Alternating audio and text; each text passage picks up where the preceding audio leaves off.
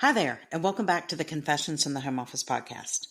I'm Wendi Hill, and my podcast is all about working from home while owning my business for the past 20 years. It's a mix of marketing tips, business ownership guidance, and how to survive just working from home. Today, I'm talking about why I stopped listening to business gurus. Yes, I said that. Those big name experts, the endless advice, the courses, the masterminds, I'm pretty sure that I've done it all. At least that's what my bank account says. And while there's nothing wrong with learning from smart people, there came a point where I realized it wasn't helping me anymore. In fact, it was just holding me back. So I want to talk about that for just a minute today. When I first started my business, I was ready for any type of knowledge, strategies, a roadmap, anything I could find. The internet was very different back when I started my business in 2005, and online education was really sparse and it was really expensive to do. But as time went along, there was more content available, and all the gurus out there made it look easy. And I used to think, how do they come up with all this? How do they get all this to work? And it just seems like, I'm sure they have big teams and all that, but anyway, they had all these shiny funnels, these fancy frameworks, and promises of 6 figures in 6 weeks, or whatever the tagline of the day was. So I bought the courses. I binge watched the webinars.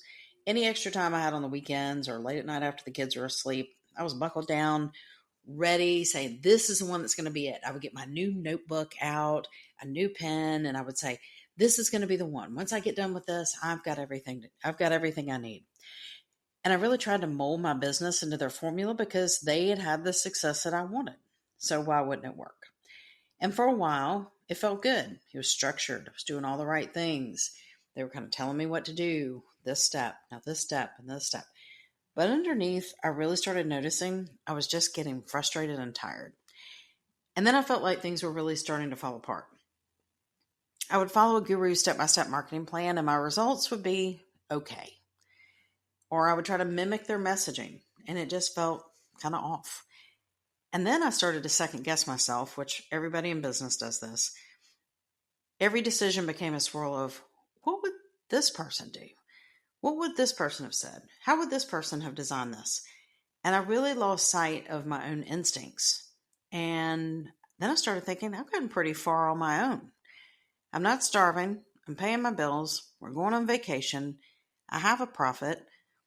Why am I so worried that my programs need to look like someone else's? I also noticed something else. These gurus they weren't me. They didn't have my audience. They didn't have the industry experience I had, or even the overall years of experience, my values, and my business model.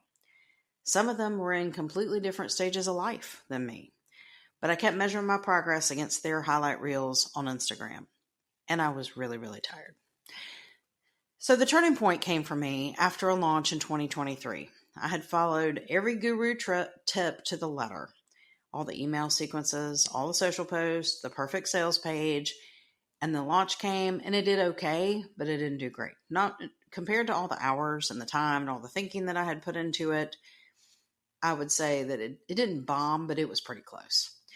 And I was just sitting there frustrated and honestly a little embarrassed. I was hoping nobody would ask me about it. How did your launch do? How did this go? I'd done everything right. It still just didn't really click. And then that was my light bulb moment. I'm building someone else's business, not mine. I had padded their pockets by buying the course, but I really wasn't doing anything to help myself. I had watched so many things. I had listened to so many things. I had read so many things. I knew what to do, but I wasn't doing it my way. I needed to come back to my own voice, my own understanding of my audience, and actually what really felt aligned and something that would work and last for me. Now, don't get me wrong. I still learn all the time. I still listen to podcasts. I still read articles. I will buy into a membership or a program if it's going to teach skills that I'm trying to enhance, and I don't want to spend all the time going out and looking for everything online myself. But now I really vet things. And I do this by thinking through, does it fit my business model? Is this something that I think will work for my audience, something that they need? And does this really align with my values? And do I even have time to do this? I think as business owners, we all take on too much. And we really need to start thinking about, if I do this, do I really have time to do it well? And if the answer is no, You either need to work something out so you do have time to do it, or maybe the time is not right for right now. And this is the key. I really trust myself more than any guru. I test, tweak, and pay attention to my own data, my own instincts. And I really learn more on just having conversations with others in industry. Business owners who are in the trenches like me, handling everything, working with a small team or working with contractors, and they get it in no way that like a distant guru with a huge team would get it. And the more people I meet and talk with, we all know we have the knowledge. We just have to remind ourselves that we do. So my confession today is the best growth I've had in my business came after I stopped chasing guru advice and started listening to myself, even if I have to say it out loud to be able to hear it. If you're feeling stuck or overwhelmed by all the shoulds out there, I want to encourage you, just take a step back, whether it's a half day, a day, a weekend, or you're getting ready to go on summer vacation. I want you to really think about your business, the people you serve, the people you want to serve, and your own wisdom.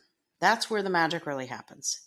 And if you have to go through your Instagram or Facebook feed and hide a bunch of ads just so you're not so bombarded with so much stuff in your industry, then just do it. So thank you for listening today. If this episode resonated with you, I'd love to hear your thoughts. You can email me at wendy@wendyhill.com. And if you're enjoying the show, don't forget to subscribe and leave a review. Episodes are on YouTube and everywhere you find your podcast. And until next time, keep doing business your way.